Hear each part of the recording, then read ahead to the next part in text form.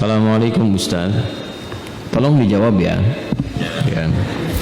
Kalau suami mencontohkan kalimat talak ke istri dengan kalimat jelas, gimana hukumnya?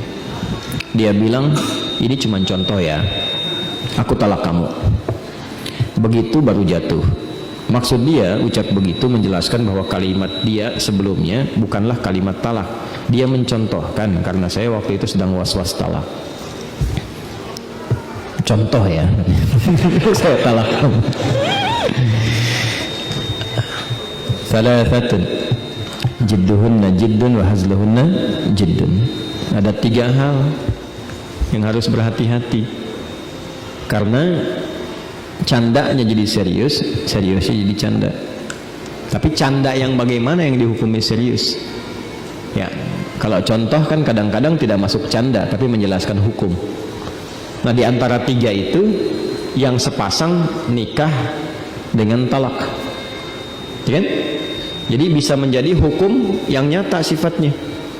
Ya, jadi hukum yang nyata. Jadi kalau misalnya maaf nih, bercanda misalnya keluar kata-kata, ya udah anak kita nikahin ya, sepakat, padahal bercanda misalnya, itu bisa terikat hukum. Ya, sama suami istri juga kalau bercandanya jangan yang mengarahkan kepada hukum-hukum yang beresiko seperti canda-canda dengan talak misalnya.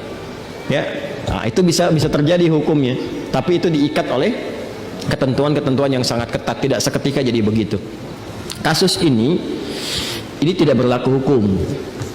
Ya, karena suami dalam konteks mencontohkan dalam keadaan istri was-was, mungkin bertanya, saya was-was talak dan sebagainya. Nah, suami misalnya memberikan penjelasan, ya mungkin terjadi sesuatu, saya tidak ingin memprediksi apa-apa, kan? Tapi ada sesuatu yang terjadi, kalimat-kalimat tertentu. Kalau benar demikian, konsultasikan. Karena nanti kalimat talak itu ada yang sharih langsung, ada yang kiasan. Ya, kiasan seperti gini misalnya. Ini ada kasus orang mengatakan, dan pernah terjadi di era Nabi, kamu sekarang sudah seperti ibuku. Nah, itu kalimat talak. Kalau ibu kan nggak boleh digauli, kan? Nah, itu kalimat talak. Cuman kalimatnya kalimat kiasan, majas. Kalau yang sharih langsung nyata, kamu saya talak, kan? Nah, itu berlaku satu, berlaku sekali talak. Walaupun misalnya disebutkan kamu saya talak langsung 3, tetap satu. Ya? Tetap satu, jelas ya? Baik.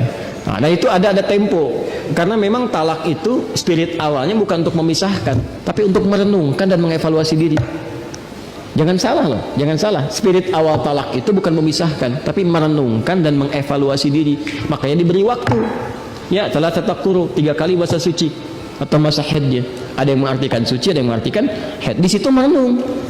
Apa benar keputusan ini? Apa di pasangan itu semuanya salah terus sampai telah menikah sekian lama begini? Bagaimana masalah untuk anak-anak? Difikirkan, koreksi, dilihat, bertemu, difasilitasi wali.